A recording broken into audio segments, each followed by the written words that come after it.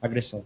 Relato não, o último caso foi, qual o nome do menino do último episódio agora, que foi no jogo? Crave, vamos lá. Tem gente que já me conhece aqui há bastante tempo, né? Você é bem novinho, você acha que tem a idade do meu filho, você não me conhece muito. Alguém acha, de verdade, que eu mandaria agredir alguém? De verdade, alguém me conhece aqui, acha que eu mandaria agredir alguém? Para ser muito claro com o que vai acontecer com o Crave. Nós empatamos o jogo com o Independente Del Valle. Eu estava assistindo o jogo com o Admar e com o Léo Matos e um dos nossos funcionários, o Biro, que depois desceu. Faltando uns 5 minutos, eu pedi para o Léo Matos e para o Admar descerem, que eu ficaria ali sozinho. Eu não sei precisar, mas foi cerca de 1h30 que eu fiquei trancado lá no camarote. E ali eu fico, obviamente, sofrendo por tudo que aconteceu no jogo, pelo jogo de ida, pelo que aconteceu dos gritos, obviamente eu ali na minha reflexão. Depois de 1h30 eu desço, obviamente acho que os atletas, eu nem passei no vestiário porque deduzi que os atletas foram embora. Eu cumprimento algumas pessoas de passagem, entro no meu carro e vou para casa. Durmo, lá pelas 5 da manhã, acordo com a notícia desse episódio. Eu não sabia do episódio, não sabia quem era esse menino, Crave, né? E me contaram do episódio. E me contaram o que o menino tinha feito. Então, depois eu assisti o vídeo que ele fez, por completo. Para deixar claro uma coisa antes do que eu vou falar, eu nunca mandei e nunca vou mandar agredir ninguém por qualquer tipo de crítica que façam a mim. Ninguém. Nunca foi meu perfil e nunca vai ser. Ele afirma isso no vídeo dele e ele vai ter que provar isso. A outra coisa mais grave que ele fez, e que eu estava agora com os policiais, ele deu eu soube disso ontem também, tá? Ele fez isso, acho que dia 13 de julho, sei lá, semana passada. Eu só soube ontem também que ele nas redes sociais pediu lixamento, passou o meu endereço e, por coincidência, vocês podem ir na delegacia, por coincidência aconteceu um episódio no meu condomínio, que eu acredito que não tenha nada a ver com ele, mas aconteceu um episódio muito suspeito. E quando eu soube que ele fez isso, eu já associei, obviamente, a uma possível, sei lá, situação desconfortável. Então, eu quero deixar claro para ele que a emoção das pessoas não dá direito a nada. A agressão, a incentivo à violência e muito menos a divulgar meu endereço. Então, a partir de hoje, qualquer coisa que aconteça comigo ou com minha família, ele é suspeito. A partir de hoje, qualquer coisa que aconteça comigo ou com a minha família, ele é suspeito. As pessoas não têm direito, por causa do futebol, acharem que podem fazer tudo. Não podem. Declarando um amor que não é verdadeiro. Aceito crítica, aceito xingamento. Sei que muita gente vai falar, você bloqueia. Só eu sei o que eu leio, quando eu tenho tempo de ler, porque as pessoas acham que eu fico aqui, mas eu sou ameaçado de morte o tempo inteiro. Inclusive, eu mostrei umas 4 agora para delegado. Mas ele passou dos limites quando ele publica o meu endereço. Ele passou dos limites quando ele fala que vai morrer e leva junto, que eu mereço ser linchado. Enfim, então, eu não deveria nem responder uma pergunta, não a você, tá? Não é isso. Uma pergunta que possa dar a entender que eu mando agredir alguém. Nunca mandei e nunca vou mandar. Essa prática nunca foi minha, pelo contrário, é uma prática que existia no Vasco. Era uma prática que existia no Vasco que eu sempre abominei. Sempre. E com relação à briga política, eu não brigo com ninguém. As pessoas que passam o dia inteiro falando de política me agredindo. Porque as pessoas começam a fazer eleição e esquecem do Vasco. Começam a fazer campanha e esquecem do Vasco. A gente está lutando pelo Vasco. Eu não estou lutando pelo Pedrinho. Se eu quiser me me candidatar novamente a ser a reeleição, se eu quiser entregar o cargo, isso é um problema do final do ano. Final do meu mandato. Agora a minha preocupação é com o Vasco. Vou errar, erro pra caramba, muito, cara, muito, devo errar muito, pelo nível de cobrança. Eu sei que envolve todo um contexto de 20 anos, só que assim, eu peço ao torcedor o seguinte, eu estou fazendo o meu melhor. Boa tarde, Pedrinho, Lucas Pedrosa, boa tarde, Amodeu, Carregal, todo mundo que está acompanhando a torcida do Vasco. Na minha humilde visão de que acompanha o Vasco desde que nasceu e profissionalmente há 8 anos, assim que você toma a decisão de retomar o controle do Vasco da Gama, eu acho que 4 pilares eram fundamentais na cabeça do torcedor. O primeiro deles, salvar o clube, acho que isso foi concluído, principalmente com a gestão temerária da 777. O segundo, a pasta do futebol, e isso eu não entro só na questão da gestão, eu acho que a pasta do futebol, que inclusive o presidente Pedrinho criticava muito nas gestões anteriores, era algo que precisava ser resolvido. O torcedor não esperava título. Eu acho que o torcedor não é burro. E às vezes a gente fala sobre o Vasco competiu com o Flamengo, Botafogo e Fluminense. Não, o torcedor só esperava uma gestão mais decente, principalmente parar de ser chacota, porque hoje o Vasco é chacota no futebol brasileiro, infelizmente. Segundo ponto, São Januário. Eu acho que a reforma de São Januário não é um aspecto só para agora, mas para os próximos 100 anos do Vasco da Gama, e até a questão do investidor que o Joel falou. Então, desses 4 pontos que eu citei aqui, um foi concluído, e os outros 3, o primeiro, gestão de futebol, bem aberto, bem longe de ser algo aceitável. Segundo, São Januário, nebuloso, talvez caminhando a passos largos para o que o torcedor esperava. E o terceiro, a questão do investidor.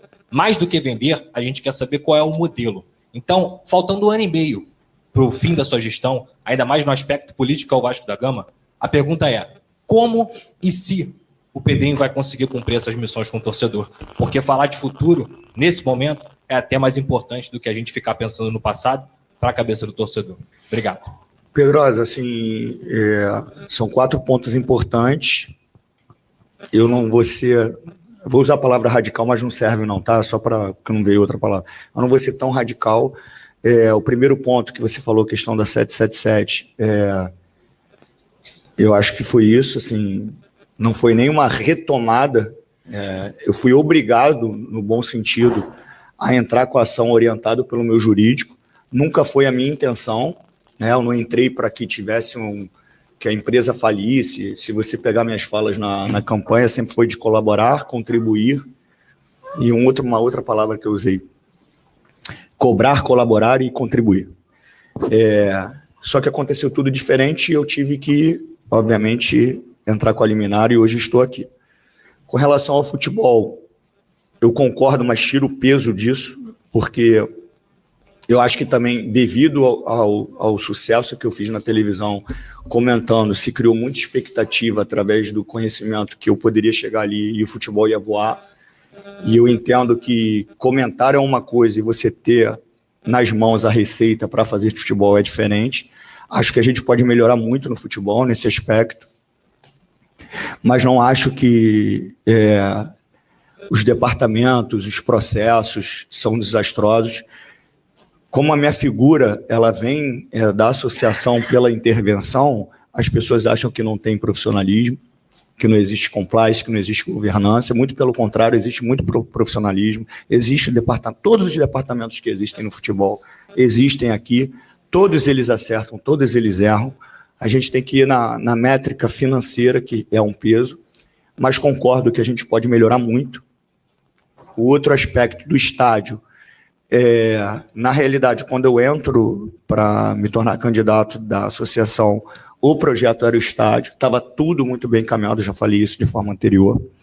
Desejo que isso aconteça. A gente tem uma opção de compra com um investidor de 100% do potencial. Ele tem um prazo de 90 dias para executar, já se passaram 30, faltam 60. Dentro desses 60, se ele não exercer, a gente volta para cá para buscar outros investidores.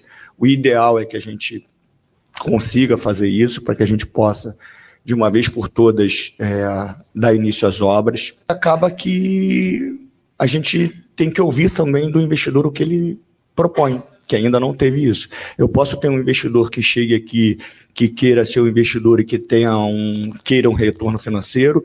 Pode aparecer um investidor que queira comprar uma porcentagem da base e a gente tem que fazer o cálculo de quanto a gente vende por tantos anos para fazer uma métrica para venda. A gente pode ter um investidor que chegue e queira comprar os 70%.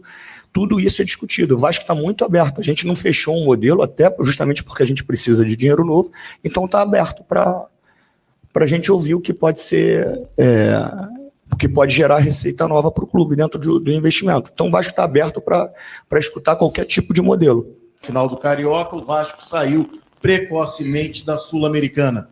João Vitor, muito criticado, o zagueiro mais caro da história do Vasco, disse: eu não posso fazer nada. O que falar para o torcedor que, neste momento, está desesperado com a possibilidade de rebaixamento? Você fez 3 perguntas. Me lembra a primeira? Pelo amor que você tem ao Vasco, da mesma maneira que você entrou, você sairia. Você diz o quê? Renunciar? Abrir mão da cadeira, sabendo que você não vai estar, não vai ter condições. Rodrigão, entre a gente não tem mesma palavra. Você diz renunciar. Ou renunciar, ou indicar uma outra pessoa, você assumir. Sair antes do tempo do término do mandato. Quantos presidentes passaram antes de mim que fizeram um trabalho excepcional ou que não fizeram um trabalho excepcional, que foram ruins, como para muita gente eu estou sendo, que tiveram que renunciar ao cargo? Não houve. Se eu renunciar ao cargo, o que você... Não estou falando, nem sei se você é vascaíno, mas só para exemplificar. Você, como vascaíno, o que você olharia para mim e falaria, mesmo eu fazendo uma gestão horrível na tua concepção, se eu renunciar? Eu como jornalista ou eu como vascaíno? Você como vascaíno. Eu como vascaíno... Se sentiria bem ou acharia que eu era um covarde? Não, eu acharia que pelo amor que você tem ao Vasco, a partir do momento que você sabe que o resultado não vai vir, até para justificar esse amor, passar de repente para alguém que possa fazer. Você tem 100% de certeza que a torcida vai pensar isso? Porque se eu tiver 100% de certeza que a torcida ache que eu sou o maior problema do Vasco, eu saio. Saio agora. Se a torcida do Vasco de verdade falar assim, cara, você é o problema, porque a gente está aqui quebrando a cabeça todo dia para achar diversas soluções para o Vasco. Entramos em RJ, estamos reestruturando, estamos pagando as dívidas, estamos fazendo melhoria no CT, estamos tentando ser competitivos dentro do campo. Os resultados não estão saindo. Estamos tentando achar as soluções. Se a solução é tão clara assim para as pessoas que o problema sou eu vou embora agora, pô. Se é tão convicto isso, porra, zero problema, Rodrigo. Zero problema. Mal pro Vasco eu não quero fazer. Escutar a torcida mandar eu sair do Vasco, escutar que que o Vasco não precisa de mim, escutar a torcida me mandar para aquele lugar, me machuca, porque eu sou Vasco e eu fui criado ali. Como se fosse, eu já falei isso, como se fosse um familiar. Não adianta que eu não tenho coração de pedra, cara. Eu sou um cara extremamente emocional e sensível. Ponto. Isso tira a minha capacidade de trabalhar e me dedicar? Não. Não. Essa semana, vocês pensam em contratar jogadores, não estou falando de jogadores craques, como você já falou, jogadores fora da curva, mas jogadores que sejam titulares, jogadores pontuais ou jogadores para compor o elenco? E uma outra pequenininha, se o Vasco antecipou alguma cota, tá, de patrocínio, alguma cota da televisão. Obrigado, presidente. Boa tarde. Boa tarde. Com relação à eliminação da Sul-Americana, foi muito ruim. A gente perdeu a classificação no jogo de ida. Mas a gente, há 5 anos, não disputava a Sul-Americana. Não justifica aquela derrota. Mas são pontos e passos que a gente está dando. A gente tem que começar a se habituar a disputar competições internacionais para ficar mais cascudo com relação a isso, que acontece com o Del Valle. A contratação, é o que eu te falei, cara. A gente... Como é que eu vou falar a palavra ser assertivo se a gente contrata com todos os critérios de avaliação, com todo o respaldo, com questionamento com pessoas que trabalharam com alguns atletas que a gente avalia, enfim, e aqui não rende, é muito subjetivo. A questão da pontuação, ela incomoda demais, porque a gente não está na zona de rebaixamento por questão de saldo, então é muito ruim. Trabalhar sobre essa pressão é muito ruim. Mas a contratação ela vai dentro de um critério, como eu te falei, financeiro. E aí a gente entender se a gente conseguir um atleta que chegue e jogue, ótimo. Se for para disputar posição, é o que tem que ser avaliado.